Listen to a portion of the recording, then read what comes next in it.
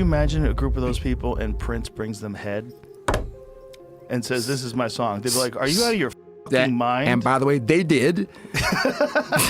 They did. And you know what he said? F you. Ask, be careful what you about to say. Was Prince gangster? Prince gangster. Oh my God! I didn't really have any problems with the industry. Oh, really? No, I had problems with contracts. I have problems with working for 20 years and then giving the music away where I have no ownership. That's what I kind of have a problem with. The industry works as it works. Toronto 2000, deep into the night, DMX, one of the most powerful rappers of the late 90s, is at a club. He's here filming Exit Wounds. After a day on set, he and his crew dive into the city's nightlife. Music's blasting, crowds moving. DMX is in his element. The streets, rap, raw energy. And then, the music fades. People start parting. Prince walks in, small in stature, wearing heels. But everything shifts when he appears, not through volume, through silence. The person that blew me away the most was Prince. See, I was going to ask you if you had a Prince story. I'm so sorry. We'll get back to her. Yo, excuse me, what did you just say, sir? Prince. Okay, all right. Two worlds collide, DMX's street chaos and Prince's spiritual discipline.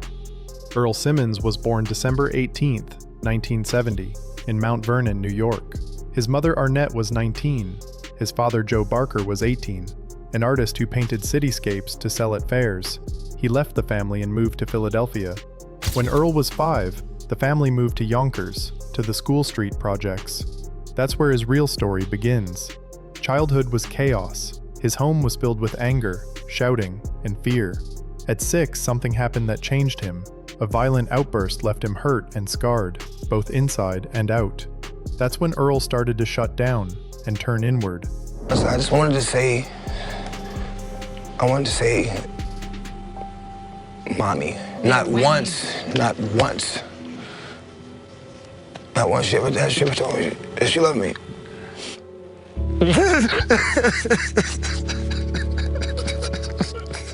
The world around him felt dangerous, so he began to build his own. A world made of rhythm, rhyme, and escape. Bronchial asthma, nearly every night he was rushed to the hospital, gasping for air. 5th grade, expelled from school. Sent to Julia Dykeman Andrus Children's Home for a year and a half. Paradoxically, he found stability there for the first time. 3 meals a day, a color TV, pocket money. But most importantly, there was music.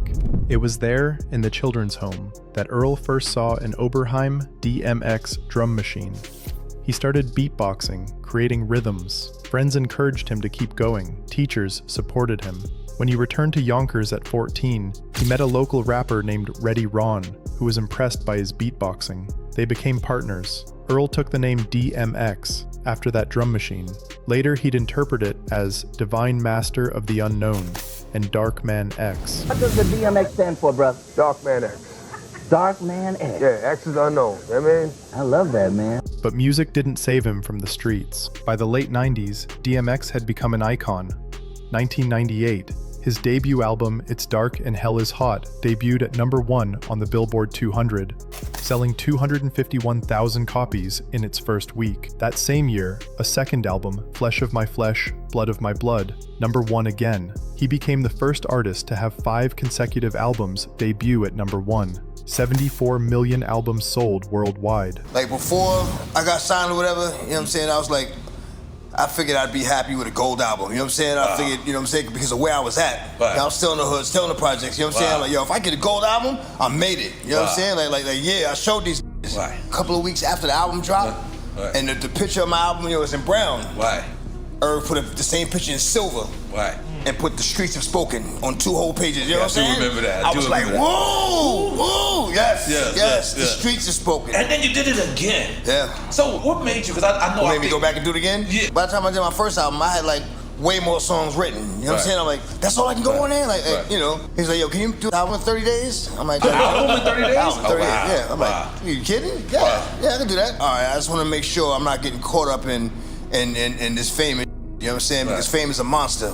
Fame is an ugly motherfucking monster, man. And, you know, like getting caught up in it can cause you to lose it. Goddamn, make some noise. DMX was a growl, raw aggression, a prayer through pain. He wasn't just a rapper, he was a beast that broke out of its cage, but the beast still wasn't free.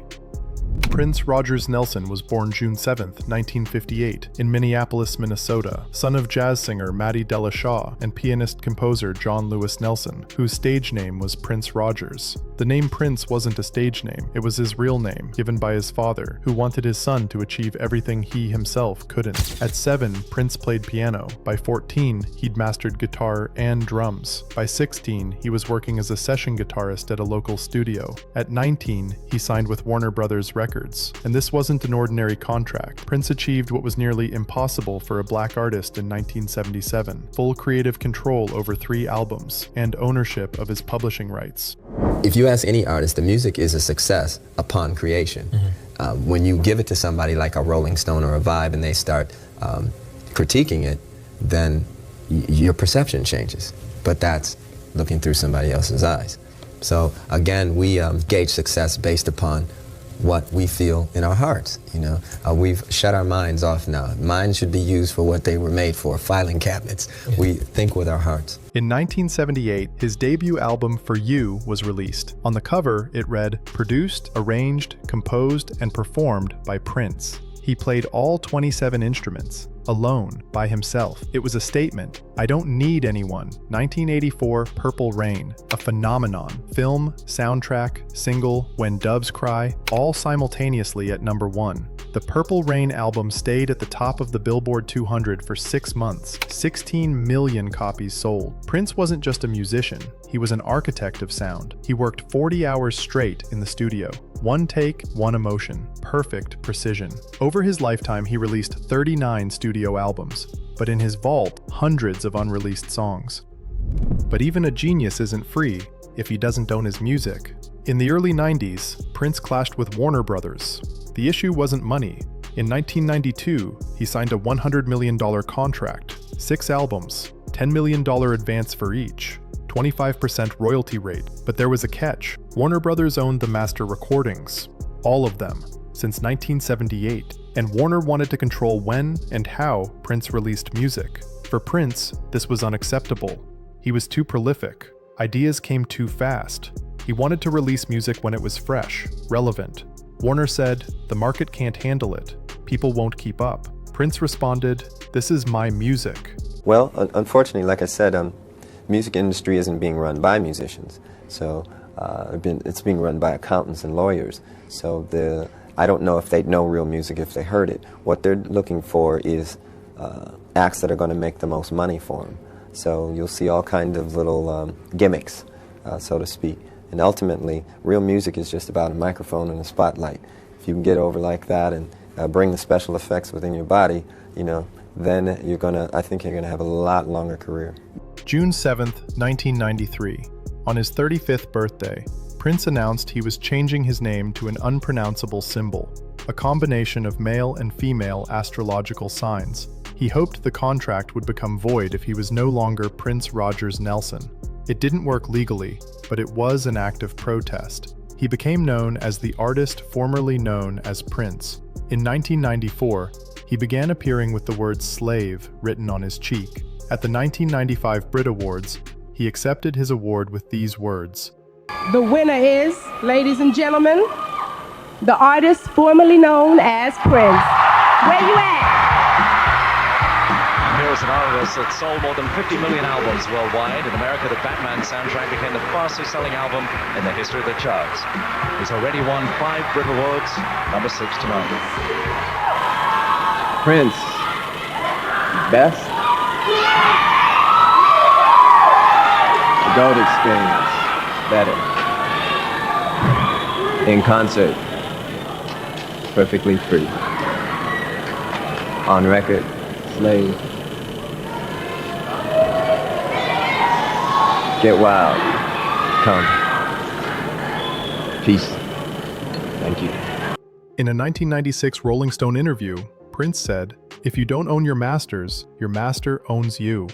This wasn't just a phrase, it was a philosophy. In 1996, his Warner contract expired. He released the triple album Emancipation through his own NPG Records. The title said it all, Emancipation. In 2014, Prince returned to Warner Brothers, but on his terms. He received full ownership of all his master recordings. He won. Well, it's not your game. You didn't make the rules, so everything comes hard. And as long as you're signed to a contract, you're going to take a minority share of the winnings. A select few of us will do well, the majority will not. So as a people, we'll be considered a minority. But stop. Let's take a moment and look at yourselves. There's nothing minor about you. You are a blessed people. You're the most talented on earth, and you are still grateful. That is why upon winning in their game, you always thank God. Tonight I would like to ask one favor of you. Imagine what we'll all be like in our own game. Peace and love for one another. Toronto, 2000. A nightclub. DMX is relaxed. He's at the peak of his career. Exit Wounds filming is going well. At night, clubs, energy, life. And suddenly, Prince enters the club. Security walks ahead. People part, not because they're being pushed, just presence. Prince is small in stature, about 5 feet 2 inches. But when he enters, the space transforms. We had a club, and Prince comes in with this big security guard. We go to the side, whatever. He's like, he pointed at you and said like, yeah, great to say that, actually. Prince approaches. With a simple gesture, his security clears a table. DMX sits. Prince sits across from him. Music still playing, people around, but between them, silence. Prince speaks quietly, but clearly, confidently, like a surgeon. They don't talk about fame, not about hits, not about money. They talk about ownership, about mastery, about the price of slavery. And talked to me for about maybe an hour. Wow. In the club. While music is playing.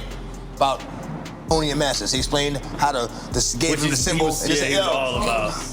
This wasn't a condescending lesson. This was an awakening. Prince didn't talk down to DMX. He lifted him up with truth. For DMX, a man who'd been through prison, streets, addiction, violence, this was the first time he listened in silence. Not from fear, from respect. Sat down to school me, I felt like a little kid. In a good way. I felt like he's the OG. Like my grandfather think about it. smacked the shit out of me. Like, what the wrong with you? But in a good way. In a good way. Yeah, it wasn't bad. Like, sometimes you like. In that moment, DMX understood real power isn't in aggression, not in fear, not in album sales. Real power is in awareness, in owning what you create. Prince wasn't just sharing theory, he lived it, he fought for it, he won, and now he was passing that wisdom forward. What is a master recording? It's the original recording of a song, that very file from which all copies, streams, and sales are made. Whoever owns the master owns the song forever. Our record is broken down. So they tell you, you make a song, I write a song and I rap the song, I record the song. Once I release the song, there is what's called a master and a publishing portion of the record. In a traditional contract, the label pays the artist in advance, finances the recording, and in exchange, gets the rights to the master recordings. The artist gets royalties, but not control. The label decides when to release the music, where to use it, how to sell it. The artist created it, but doesn't own it. So if I sign a record deal or a recording deal, I sign away my masters, which means the label owns the recording of that music. On the publishing side, if I write a record and I sign away my publishing in a publishing deal, they own the composition of work. So the idea of it, you know what I'm saying? So if I play your song on piano that you wrote, I have to pay you publishing money because it comes from that idea. Or if I sing a line from that song, it's from the publishing portion. If I sample the actual record, if I take a piece of that actual recorded music, that's from the master. For Prince, this was slavery, not metaphorically, literally. If you don't own your masters, your master owns you. Warner Brothers owned all his recordings from 1978 to 1996, Purple Rain, 1999, Sign of the Times, everything. Prince could perform them live, but couldn't decide how to sell them. This wasn't about money, this was about spirit. Prince recorded hundreds of songs, many in a burst of inspiration in the middle of the night. His engineers told stories of him waking them at 3 a.m. I have an idea, we're recording, now. But Warner said, wait, the market isn't ready. For Prince, this was suffocation. Ideas lose their freshness. Music needs to breathe. He fought back, changed his name, wrote slave on his face, refused interviews. The media called him crazy, but he was right. In 1996, his contract expired. He released Emancipation, a triple album, through his own label. 36 songs, complete freedom. In 2014, he returned to Warner, but as a victor, he got all his masters back. And this story, Prince told DMX in a club in Toronto, not as a lecture, as a warning, as a gift. At that time, DMX was signed to Def Jam Records, one of the label's biggest stars. But after that night, he understood, even at the top, you might not be free. These weren't empty words, this was recognition. DMX lived a life of battles, with the streets, with the law, with addiction, with himself. But that night, he encountered a different kind of power. Power that doesn't shout, power that owns itself. In 2021, after DMX's passing, the New York State Senate declared December 18th, his birthday, Earl DMX Simmons Day. In 2024, Prince was posthumously inducted into the Songwriters Hall of Fame. Their music lives on. Their influence lives on. Two men from different worlds. One from the streets of Yonkers, the other from the studios of Minneapolis. One roared with aggression, the other whispered genius. But both fought for the same thing: freedom. Freedom to create, freedom to own, freedom to be themselves. That night in Toronto in 2000, Prince gave DMX more than just a lesson about the music industry. He passed on a philosophy: own yourself or others will own you.